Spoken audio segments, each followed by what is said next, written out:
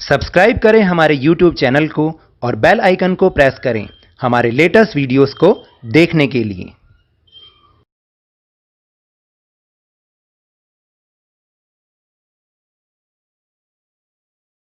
Hello and welcome to Lavneesh Sir की class. This is Directorate of Education GNCT of Delhi's worksheet number 17, and it is only for class 8 students. It has taken from the subject Social Science Geography.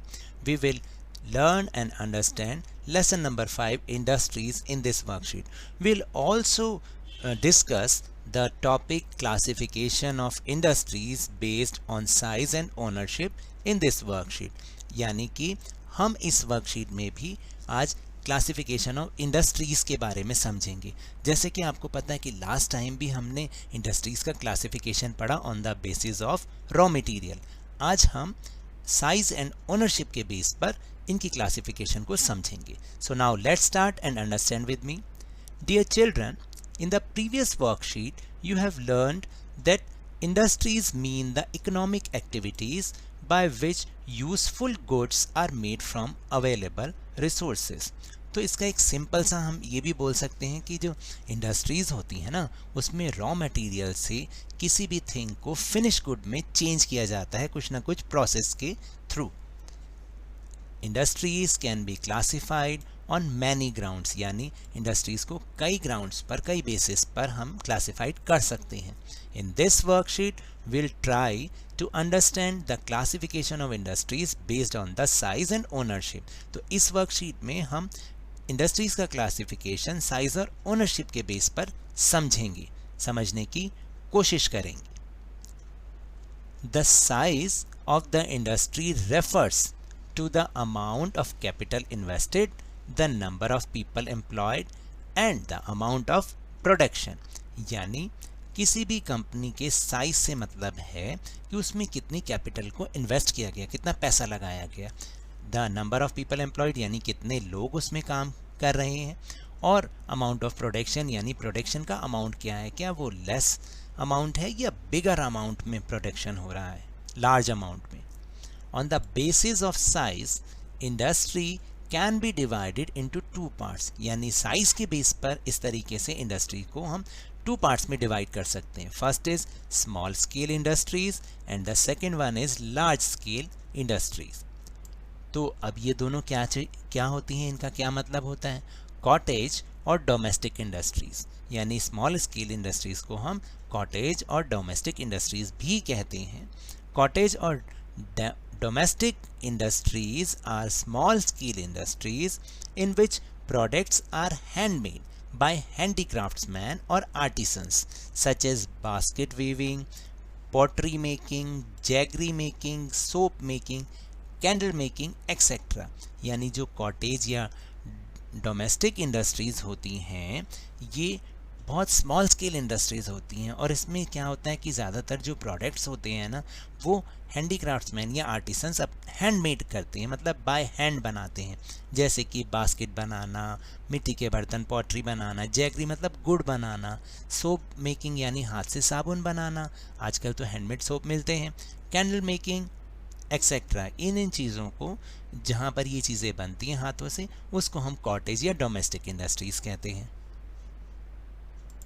And just like that जो large scale industries होती हैं वो क्या होती हैं, large scale industries require more capital and more workers. जो large scale industries होती हैं ना, उसमें बहुत ज़्यादा पैसा चाहिए और ज़्यादा ही वर्कर्स भी चाहिए।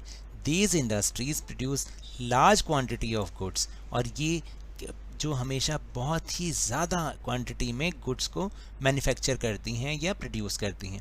Often these industries are set away from the residential areas, और आपको पता है कि ज़्यादातर इन इंडस्ट्रीज़ को जो रेजिडेंशियल एरिया होते हैं उनसे बहुत अलग लगाया जाता है, क्योंकि because they spread many kinds of pollution like water pollution, air pollution, noise pollution etcetera.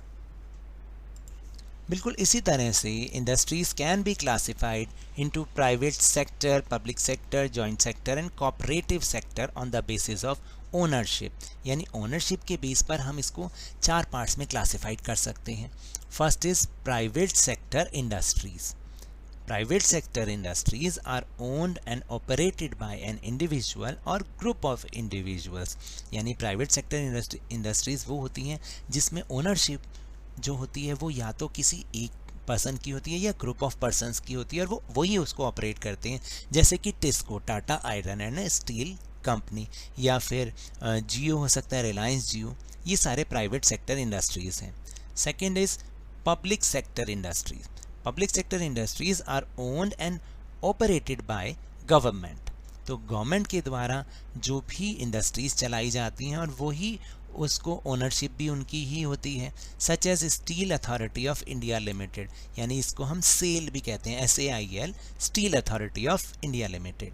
And the next one is joint sector industries. इसमें क्या होता है कि जॉइंट सेक्टर इंडस्ट्रीज जैसे कि नाम से are owned and operated by the group of people and the states, यानी वो लोग और स्टेट्स दोनों, गवर्नमेंट एंड पब्लिक प्राइवेट दोनों मिल के अगर कोई इंडस्ट्री को चलाते हैं तो वो जॉइंट सेक्टर इंडस्ट्रीज कहलाती है. Like that Maruti Udyog limited, वो इसका सबसे अच्छा एग्जाम्पल है. And the last one is cooperative sector industries.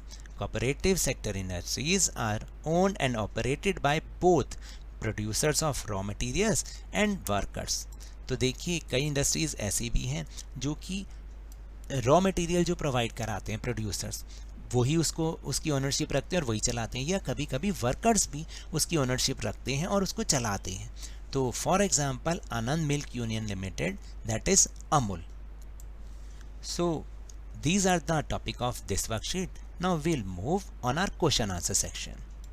So the first question is, what do you understand by small scale industry? यानी आप small scale industry से क्या समझते हैं?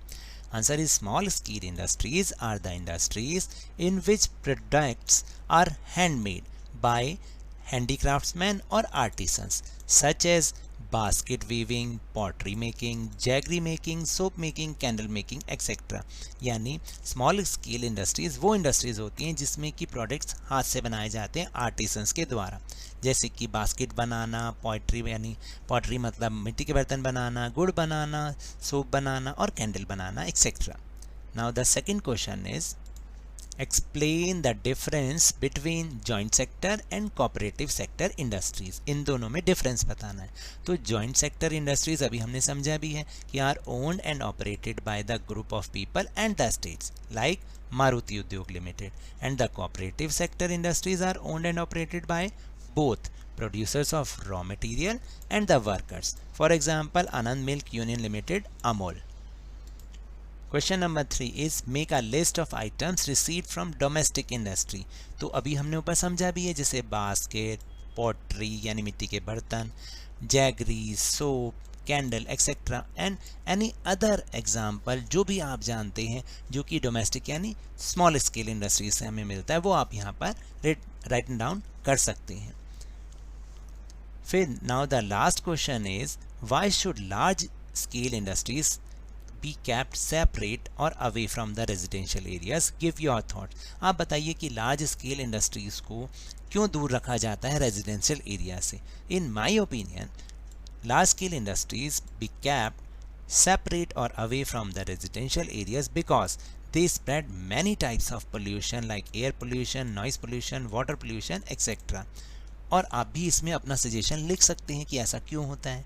So now that's all for this worksheet. अगर मेरे इस तरह समझाने से आपको थोड़ा सा भी समझ में आया हो तो इस चैनल को ज़्यादा से ज़्यादा सब्सक्राइब कीजिए, लाइक कीजिए और बहुत ज़्यादा शेयर भी कीजिए. और हाँ, मेरे साथ इसी तरह वर्कशीट को समझते रहिए, लेकिन ध्यान और मन लगाकर पूरी मेहनत और लगन के साथ पढ़ते रहिए. If you want to protect from corona virus then please wear a mask and wash your hands properly with soap and water, because जब तक दवाई नहीं तब तक कोई ढिलाई नहीं. Thank you very much.